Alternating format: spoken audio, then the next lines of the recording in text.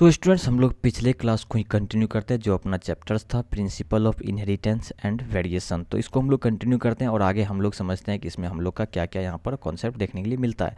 जैसे सपोज करो कि अपना नॉर्मल एलील है, ये क्या कर रहा है, नॉर्मल एंजाइम प्रोड्यूस कर रहा है, तो हम लोग को कोई भी दिक्कत नहीं है, जो अभी तक हम लोग पढ़ते आ रहे हैं वैसा ही एकदम चलता रहेगा, ठीक है। और ये जो अपना नॉर्मल एलील है, यूजुअली हम लोग किसका बात कर रहे हैं, ये डोमिनेंट का बात कर रहे हैं, जहाँ पे डोमिनेंट एलील हम लोग लेंगे। और अगर वो नॉर्मल एंजाइम प्रोड्यूस कर रहा है तो कोई दिक्कत नहीं है, कोई फिनोटाइप वगैरह चेंज देखने के लिए नहीं मिलता है। अब सपोज करो इस एलील में क्या हो जाता है, म्यूटेशन हो जाता है। अब ये कैसा हो जाएगा, मॉडिफाइड एलील हो जाएगा। मॉडिफाइड एलील में अब हम लोग को तीन तरह का केस देखने के लिए मिल सकता है, ठीक है। जो तीन तरह का केस बनता है वो कौन कौन सा है, चलिए हम लोग देखते हैं। जो पहला केस है वो है कि नॉर्मल एंजाइम तो प्रोड्यूस नॉर्मल ही हो रहा है लेकिन वो लेस एफिशिएंट है, तो इससे कोई दिक्कत नहीं है, हम लोग को कुछ खास फिनोटाइप में चेंज देखने के लिए नहीं मिलेगा, कोई भी चेंज नहीं मिलेगा। लेकिन सेकंड और थर्ड केस जो है, एक में क्या हो रहा है, एंजाइम जो है नॉन फंक्शनल है, दूसरा एंजाइम प्रोड्यूस ही नहीं हो रहा है, ठीक है। इसमें एंजाइम प्रोड्यूस ही नहीं हो रहा है, इसमें प्रोड्यूस हो भी रहा है तो वो नॉन फंक्शनल है। तो हम लोग को क्या होगा, इसका इफेक्ट में हम लोग को फिनोटाइप में चेंज देखने के लिए मिलेगा। ये चीज़ आप लोग को ध्यान में रखना है, ठीक है। इसको आप लोग और भी अच्छे से समझ सकते हो जब आप लोग हायर लेवल पे जाओगे, इसको और भी अच्छे से डिटेल्स में आप लोग देखोगे इसको, ठीक है। फिर हमने आपको समझाया था प्लियोट्रोपी के बारे में, जहाँ पर कि मैंने आपको बताया था कि एक जीन जो है कंट्रोल करता है एक से ज़्यादा कैरेक्टर को, इसको हम लोग कौन सा कंडीशन बोलते हैं, प्लियोट्रोपिक बोलते हैं, ठीक है। और ऐसे जीन को हम लोग क्या बोल देते हैं, प्लियोट्रोपिक जीन बोल देते हैं। जैसे कि एग्जांपल्स में हम लोग ले लेते हैं फिनाइलक्यूटिनुरिया, ये क्या है, एक ऑटोसोमल रिसेसिव डिसऑर्डर है। ह्यूमन के केस में आप लोग ये पढ़ने के लिए आगे भी हम लोग इसको अच्छे से समझेंगे, पढ़ेंगे, ठीक है, नेक्स्ट चैप्टर आने वाले चैप्टर्स में। यहाँ जो अपना डिफेक्टिव जीन है ये क्या करता है, काउज करता है मेंटल रिटार्डेशन और स्किन डिपिगमेंटेशन, ठीक है। तो अब देखो एक अपना जो जीन है वो अपना यहाँ पे दो दो कैरेक्टर को क्या कर रहा है, कंट्रोल कर रहा है या फिर इफेक्ट कर रहा है। अब दूसरा एग्जांपल्स हम लोग ले लेते हैं स्टार्च सिंथेसिस इन, कहाँ पर, गार्डन पी में। यहाँ पर जो हम लोग बी जीन बोल रहे हैं, किसको बोल रहे हैं, बी जीन, जो स्टार्च ब्रांचिंग एंजाइम वाला जो जीन है, ठीक है, इसको हम लोग क्या बोलते हैं, बी जीन बोल रहे हैं। ये कंट्रोल क्या करता है, सीड का शेप भी कंट्रोल करता है और स्टार्च ग्रेन का साइज को भी कंट्रोल करता है। अब देखिए अब हम लोग पढ़ते हैं डाई हाइब्रिड क्रॉस। अभी तक हम लोग देख रहे थे मोनो हाइब्रिड क्रॉस, मोनो मतलब एक सिंगल, यहाँ पर डाई मतलब क्या हो जाता है, हमेशा हम लोग डाई बाई ये वर्ड किसके लिए यूज करते हैं, दो के लिए। मतलब कि मोनो हाइब्रिड में हम लोग एक जीन, एक लोकस और एक कैरेक्टर को हम लोग स्टडी करते थे एक टाइम पे। अब हम लोग डाई हाइब्रिड पढ़ रहे हैं तो यहाँ पे हम लोग क्या करेंगे, यहाँ पे हम लोग दो जीन, दो लोकाय और दो कैरेक्टर को हम लोग एक सिंगल टाइम पे पढ़ेंगे, ठीक है। या फिर यूँ कह लो, इसी को हम लोग कह सकते हैं कि दो मोनो हाइब्रिड को हम लोग एक सिंगल टाइम पे पढ़ेंगे। एक कैरेक्टर, एक लोकाय या फिर एक जीन हम लोग का एक मोनो हाइब्रिड हो गया और दूसरा जो है अपना दूसरा मोनो हाइब्रिड हो गया। तो मतलब दो मोनो हाइब्रिड को हम लोग एक साथ पढ़ेंगे एक सिंगल टाइम पे। एक टाइम पे अगर हम लोग दो मोनो हाइब्रिड पढ़ते हैं इसका मतलब हम लोग क्या कर रहे हैं, डाई हाइब्रिड क्रॉस को हम लोग स्टडी यहाँ पे हम लोग समझने वाले हैं। अब देखिए जो सीड शेप है ये अपना एक कैरेक्टर है और सीड कलर जो है ये अपना एक कैरेक्टर है। इसका फिर अपना दो ट्रेट है, राउंड और रिंकल हो सकता है। फिर इसका दो ट्रेट है कि येलो और ग्रीन हो सकता है, ठीक है। ट्रेट क्या होता है, कैरेक्टर का ही टाइप होता है। तो देख लो सीड शेप का टाइप है, राउंड है, रिंकल है, सीड कलर हम लोग को येलो और ग्रीन मिल सकता है।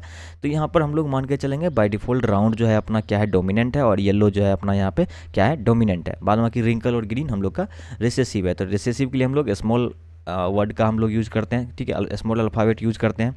और जो अपना डोमिनेंट होता है उसके लिए हम लोग कैपिटल अल्फ़ाबेट का हम लोग यूज़ करते हैं। ये चीज़ आप लोग को पता होगा। अब देखो सीड शेप है एंड सीड कलर है, ठीक है। अब देखो एक मोनो हाइब्रिड ये है, दूसरा मोनो हाइब्रिड ये है। हम लोग पहले अपना मोनो हाइब्रिड, दो मोनो हाइब्रिड का अलग अलग स्टडी कर लेते हैं, ठीक है। अब देखो यहाँ पे हम लोग का लॉ ही यही था कि जो अपना पहला जो प्रोजेनी होगा, जो फर्स्ट प्रोजेनी होगा, जो फिलियल वन होगा, जो फर्स्ट जनरेशन होगा, वो क्या करेगा, किसी एक पेरेंट को कंप्लीटली रिजेंबल करेगा। अब देखो ये भी राउंड है, अब देखो ये भी राउंड है, तो मतलब किसी एक पेरेंट्स को कंप्लीटली रिजेंबल कर रहा है। अब ये भी येलो है, इसका एक पेरेंट्स भी येलो है, तो मतलब कंप्लीटली रिजेंबल कर रहा है। लेकिन हम लोग को सेकंड जनरेशन में क्या देखने के लिए मिलता था कि हम लोग को यहाँ पे तीन तीन राउंड मिल रहा है और यहाँ पे जो पिछले जो जनरेशन में एक अपना रिंकल वाला जो अपना ये जो ट्रेट है जो छुप गया था, वो यहाँ पर अपने आप को शो करता है, कहाँ पे, सेकंड जनरेशन में आकर के, ठीक है। तो हम लोग को यहाँ पे देखने के लिए मिलता है जो छुप गया था वो यहाँ पर अपने आप को एक्सप्रेस करता है, ठीक है। जो F1 जनरेशन में सप्रेस हो गया था वो F2 में अपने आप को एक्सप्रेस करता है। तो हम लोग को यहाँ पे रेशियो क्या देखने को मिलता है, 3:1 और 3:1। और जीनोटिपिक रेशियो हम लोग को 1:2:1, 1:2:1, जैसा कि मैंने आपको पहले भी समझाया था पिछले लेक्चर्स में जब हम आपको प्योर लाइन वगैरह समझा रहे थे, ठीक है।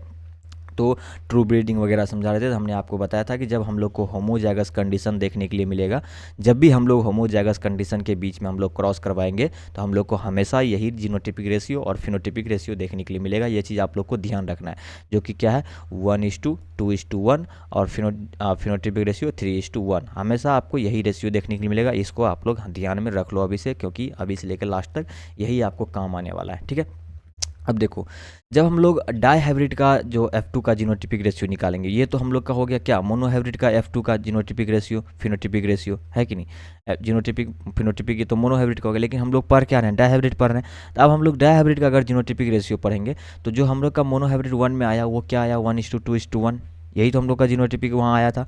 और मोनोहाइब्रिड 2 का क्या आया था, 1:2:1। अब इसको हम लोग क्या करेंगे, आपस में क्रॉस करेंगे। जब हम लोग क्रॉस करेंगे तो एक बार हमको इसके साथ मल्टीप्लाई करना पड़ेगा, दूसरे बार हमको इसके साथ मल्टीप्लाई करना पड़ेगा, और तीसरे बार हमको इसके साथ मल्टीप्लाई करना पड़ेगा। तो एक एक करके हम लोग सबको यहाँ पे लिख लेंगे। तो ये तीनों मल्टीप्लाई करने के बाद हमको आया है, ठीक है। और फिर जब हम लोग दूसरा टाइम बढ़ेंगे तो इसको एक बार इसके साथ मल्टीप्लाई करना पड़ेगा, फिर इसको इसके साथ मल्टीप्लाई करना पड़ेगा, फिर इसको इसके साथ मल्टीप्लाई करना का मतलब कि ये तीन जो हम लोग को आएगा, हम लोग को इस तरह से आएगा। ये चीज़ क्लियर है।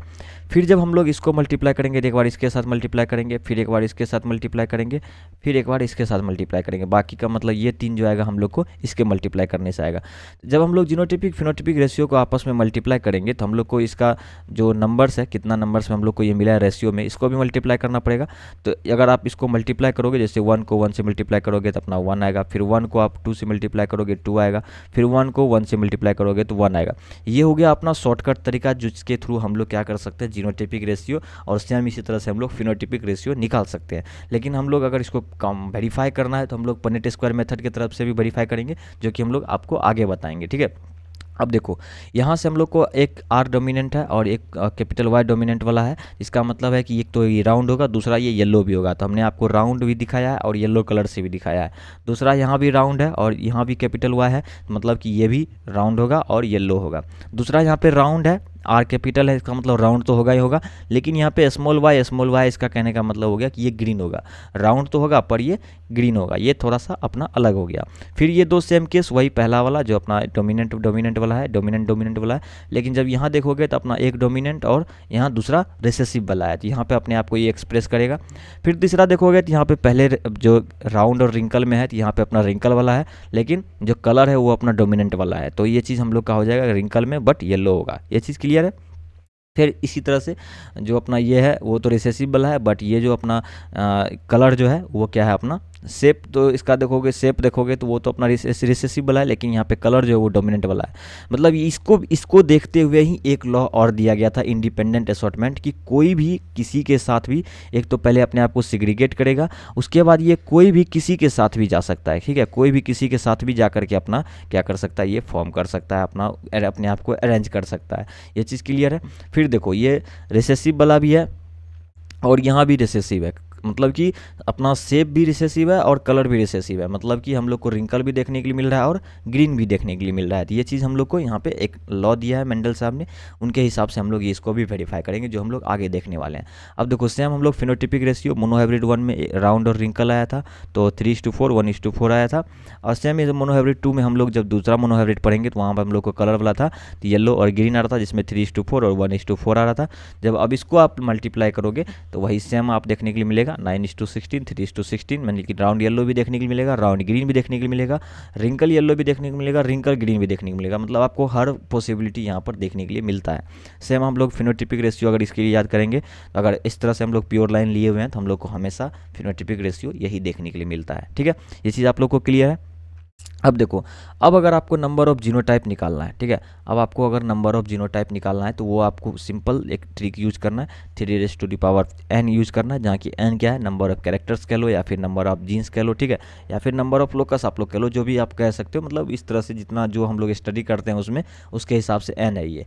ठीक है। अब फिनोटिपिक में हम लोग 2n, जैसे सपोज करो मोनो हाइब्रिड में जो हमारा नंबर ऑफ कैरेक्टर है कितना हम लोग लेते हैं, एक कैरेक्टर को लेकर हम लोग चलते हैं, तो 3:1 यानी एक जीन को लेकर चलते हैं, एक जीन ही एक कैरेक्टर डिसाइड करता है, तो हम लोग को 3 जीनोटाइप देखने के लिए मिलेगा मोनो हाइब्रिड में, और 2 फिनोटाइप हम लोग को देखने मिलेगा 2:1, किसी का भी पावर 1 लगाओगे तो वही उसका आंसर होता है। ठीक है। डाई हाइब्रिड में हम लोग 2 कैरेक्टर को लेकर चलते हैं या फिर 2 जीन को लेकर चलते हैं, तो 3:2 कर लो आप लोग, यहाँ पे 9 आ जाएगा, और 2:4 कर लो तो यहाँ पे 2 कर लो तो 4 आ जाएगा। ठीक है। तो हम लोग का जो डाई हाइब्रिड में फिनोटाइप है वो हम लोग को 4 तरह का हम लोग को फिनोटाइप देखने के लिए मिलता है, नंबर ऑफ फिनोटाइप, और नंबर ऑफ जीनोटाइप हम लोग को यहाँ पे 9 देखने के लिए मिलता है। अगर आप लोग इसको वेरीफाई करना चाहो तो देख भी सकते हो, देखो 1 2 3 और अपना 4 फिनोटाइप देखने के लिए मिला। यही मैंने आपको समझाया था कि हम लोग को 4 फिनोटाइप देखने के लिए मिलेगा। अब अगर आप जीनोटाइप वेरीफाई करना चाहो तो देखो 1 2 3 4 5 6 7 8 9। ठीक है। आप लोग को यहाँ तक में 9 मतलब कि काउंट करोगे तो हो जाएगा। ठीक है। यही चीज़ हम लोग यहाँ पे देख रहे हैं कि हम लोग को यहाँ पे जो जीनोटाइप देखने मिला है वो हम लोग को 9 देखने मिला है। सेम अगर क्वेश्चन अगर आपको पूछ दिया जाता है इफ़ कि ट्राई हाइब्रिड का निकाल के बताओ, तो हम लोग 3:3 कर देंगे, 27 हम लोग को यहाँ पे जीनोटाइप देखने को मिलेगा, 2:3 कर देंगे मतलब 8 हम लोग को यहाँ पे फिनोटाइप देखने को मिलेगा। तो अब आप लोग को टेंशन नहीं लेना है, कितना भी आपको पूछ दे, ट्राई हाइब्रिड पूछ दे या उससे जितना भी ज़्यादा का आप लोग को पूछ दे, ठीक है, जितना भी कैरेक्टर का आप लोग पूछ दे, आप डायरेक्ट आप लोग जीनोटाइप फिनोटाइप डायरेक्ट इस फॉर्मूला से आप लोग कैलकुलेट कर सकते हो। क्या इतना चीज़ आप लोग को समझ में आ गया है? तो बहुत अच्छी बात है, समझ में आनी भी चाहिए। चलिए मिलते हैं नेक्स्ट क्लास में, तब तक कि आई होप कि आप लोग को ये सारा चीज़ समझ में आ गया होगा। तो आप लोग इसको ध्यान में रखिएगा। Thank you so much, bye bye.